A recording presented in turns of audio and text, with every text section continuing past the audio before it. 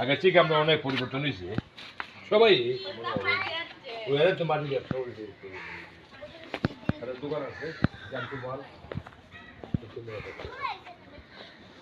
দেখেছেন ভাই বাজারে মাটির ব্যবসা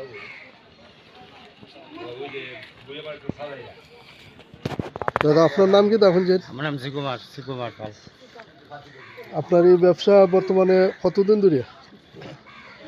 হয়তো তো বেশ 40 বছর। এই শিল্পের বর্তমানে কতটুকু আছে, বুঝছি না মানে বলতে এটা আগ্রহ কতটুকু আছে মানুষের, না তাই এরকম না কখন বা এই ব্যবসার মুনাফা কিরকম? না মনে হয় এরকম না। এরকম হচ্ছে না।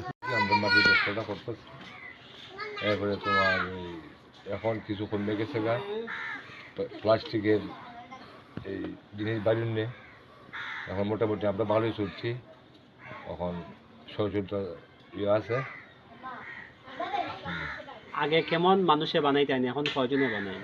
এখন তো আগে বানাইতে আমরা 20 ঘর মতন আসতাম এখন সবাই মেয়েছে বেচা কিনা কম চলে দিকে ওই আমরা 4-5 ঘরে আমরা বানাই। মাটিটা কোথা থেকে সংগ্রহ করেন? মানে এটা আমরা নদীর থেকে চলি ওই মনে করুন ক্ষেত থেকে আনি।